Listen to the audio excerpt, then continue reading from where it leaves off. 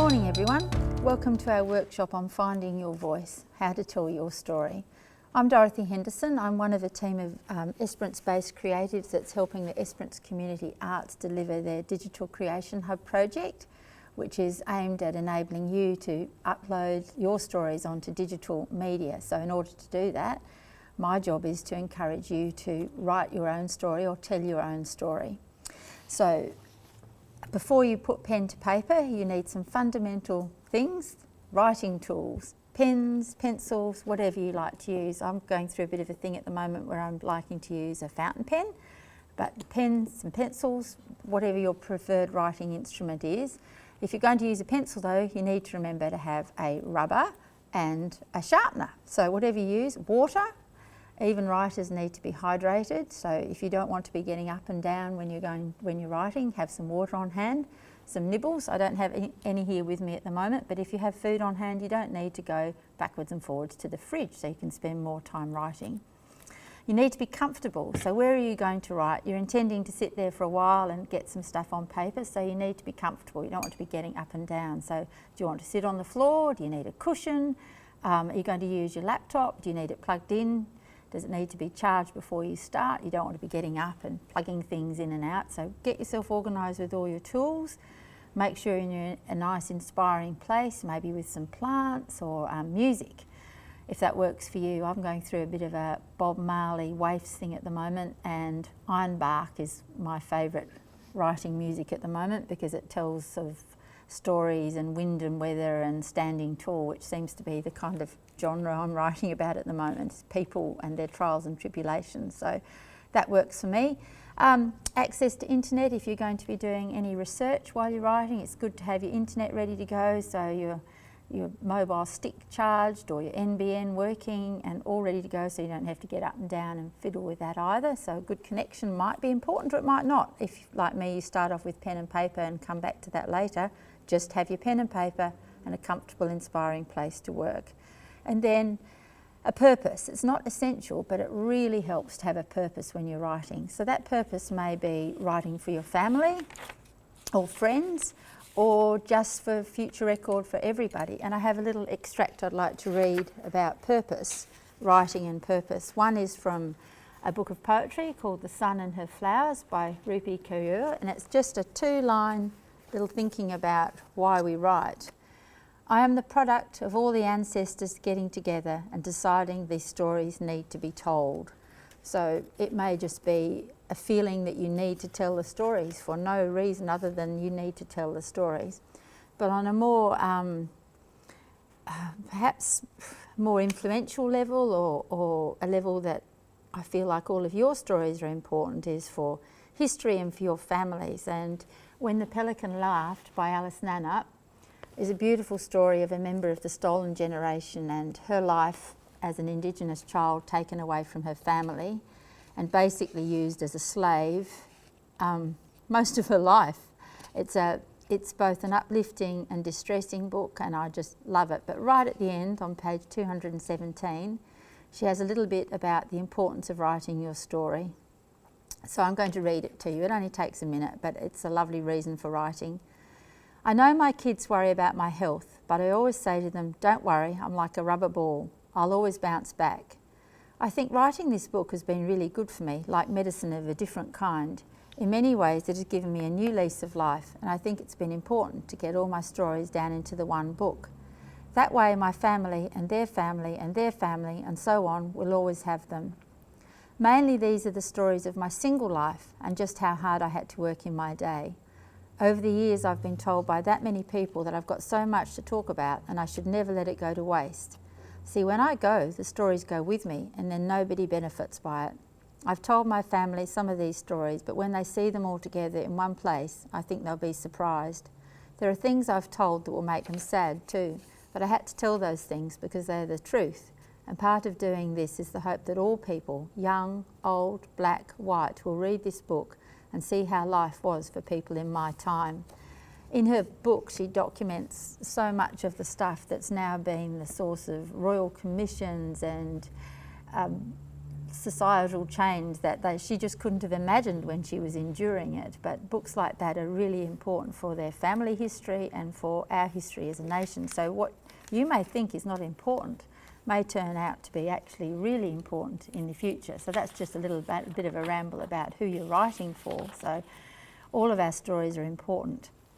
So going back to the tools, when you're finding your voice, journaling is a really good tool to use, like notebooks where you write in random thoughts that you've had, celebrations of your day, poetry, just collections of words, anything, tickets from trips you've been on, feathers, leaves, stones are a bit hard to put in a journal, but anything you find that you're walking around, so you can use those later to prompt memories you've had of a place you've been or people you've seen. So journaling is really important. And try to write things down as they come to mind. So I often keep a notebook by my bed, and if I can be bothered and I think of something in the night time, then I can write it down quickly and it's there in the morning. But sometimes I just sleep through the good thoughts.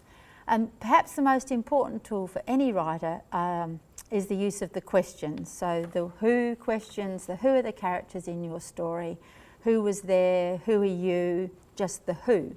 Who is your story about? Who is it for? The who question, what? So what happened in your story? Or it doesn't have to be one thing, it could be a collection of events, but what was the sequence of events? What happened? So the story is the happening thing. Why? Why are you writing the story? Why did the story happen? Why did the people do what they did? The whole reason for the story unfolding is the why. Where? Obviously the setting is important in any story, so where did it happen? Where?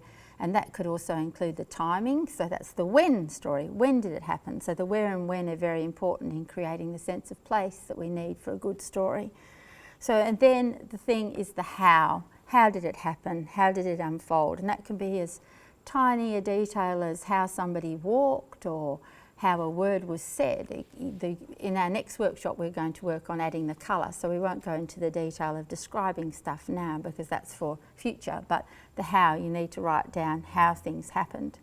So just really the next thing to do is actually write, because it's all very well to talk about what you need to write, pen, paper, but you need to just sit down and write. So how do I write? After years of writing now I have a bit more of a routine. I used to just be totally deadline driven, but one thing about freelance writing is it's actually up to you to find your focus point. Normally you don't get given a story, so you have to find one and then sell it, so it's a different way of thinking.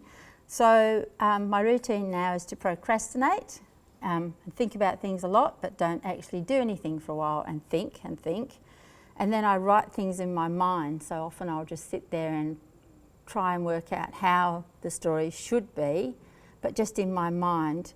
And then I set a deadline for myself, or if it's a paid job and I'm lucky enough to actually have a place for it to go already, I'll use that deadline obviously as the deadline, so I can either set my own deadline or have a deadline set for me, but that does help. A deadline does help.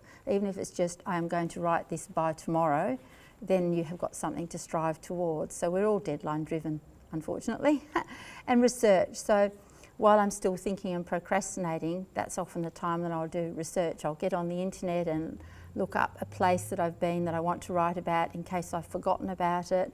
And I like to use a photo prompt. So I've just done a story as part of a rural room thing, which rural room's a group of collectives all around Australia that several of us in Esperance actually belong to. And we've just delivered some case studies for the Australian Rural Leadership Program. So when we were doing that story, my mind went, well, we have a deadline, so that's set. So then I'm thinking about the purpose. The purpose is to tell the story of people who've been on the Rural Leadership Program, so their background, their experience and what they do with it now. So we actually had a set format because it was really a case study. So the big thing about the Australian Rural Leadership Program is that it sets place, the major part of it and its success, if you like to call it that, is the Kimberley. So first thing I did was found a pretty inspiring picture out of many inspiring pictures of the Kimberley, and I stuck that on my page, which I'm hoping I can show you now, but I've just moved it. here it is. So at the top, I put the picture of the Kimberley so that when I was thinking, oh no, what am I writing about? I could look at the red dirt and the white bits on the water and just get a little bit inspired. Not that I was going to write about it, but at least I knew where the story was happening. And then I thought, okay, so I need to know about the people. So without even talking to them, because I hadn't interviewed them yet, I can use Google and I can find out about the 3 people I'm about to talk to. So I can do that, and then when I talk to them, I know a little bit about them. So these people are all fairly high profile people within the agricultural industry, so it wasn't too hard to find out anything about them. But you'll be surprised about what you can find about anyone once you start Googling, or you can look up other people that are in your story that might not actually be directly related to you, but perhaps someone who was the Premier of the state you were in at the time, or a headmaster in the school you went to, and you can get a bit of a background, and it might even help you understand why things happened to you when you were with them, or it's just good to have background. So, and then I found out a little bit more about the Kimberley, because the ARLP program, the impact the Kimberley has on people is partly due to the landscape and the fact that it's so wild and rugged, and basically they get stuck out there and in a situation where they have to work together or they're going to die. But also it forces them to develop a relationship with the Indigenous people there. So then I thought, righto, so I needed to prove or find a scientific or a support for the fact that they describe it as the oldest living culture in Australia, because unfortunately once you write something and you put it on a digital space, you're going to have people who will perhaps pick you up on any factual thing you have that's wrong. And this has already happened to me with this story just this week. Someone said, yet to see proof about them being the oldest living culture.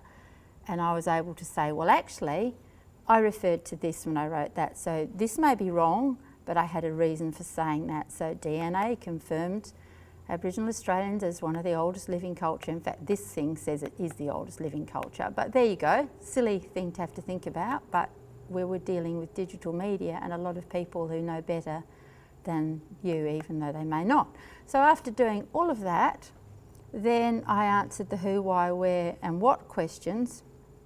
So you go to the case study in this case, or your story in your case, and the who is the ARLP graduates.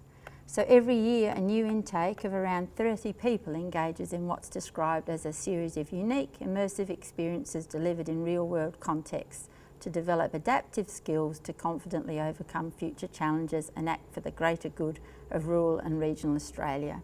So that's what they are. They're people. So the people in this case study have names, so I've named them, and they're associated with CBH in this one, so I've named them and talked about their involvement in CBH. What? Well, they took part in the program. They graduated, they used those skills, impacted on the community and themselves. Where? In the Kimberley, Indonesia, India, Tasmania, Sydney, Adelaide. So they were in very specific places. And then where they live now, that also is mentioned, and where they grew up is mentioned. So then the why. Well, the why was, of course, was recommended by other people. They saw the impact it had on leadership qualities of others. They wanted to do it to be able to lead teams they already worked with better, or they just wanted to do it for self-improvement, self-development purposes. And the when varied on the date that they did the course. So that was a specific when for each person, but within the last 10 years. And the how is how the ARLP changed them as individuals. So it developed, in this case we're talking about them developing skills of empathy, compassion, understanding, appreciation of the wild, of the environment, if people are struggling with life, leadership from behind, not in front. But the how was actually putting them in environments where they weren't comfortable. So people that weren't used to being out of control were suddenly in the Kimberley with no support that they were used to, of the kind they're used to, and they became reliant on one another. So that was the how in that case. So then I had to put it all together, and bingo, when you've put that all together, you have a story. But coming back to the photo, the very first part of the story, for me, it's always nature. Viewed from the air, Western Australia's Kimberley region is an endless expanse of terracotta red with an overlay of eucalyptus green. Its seemingly smooth landscape sprawls over nearly 423,000 square kilometres and belies its rugged nature. One of the most sparsely populated places in the world, it is a true wilderness, the country of people who are of an existing civilisation older than any on earth. Overwhelming in scale and majesty, it reminds people of their diminutive stature when contrasted against the enormity of nature. It's also a place where leaders convene. And that's not the story that you might necessarily be wanting to write. This is a very specific case study for a very specific purpose. So, I'm just explaining the process that I go to put together words and using pictures as a prompt to inspire thoughts and feelings. So now that we've worked out how to do it, what we really need to do is just start working on getting your story in pen and paper. So we need to get our pencils and our paper and our water and get cracking. So let's have fun.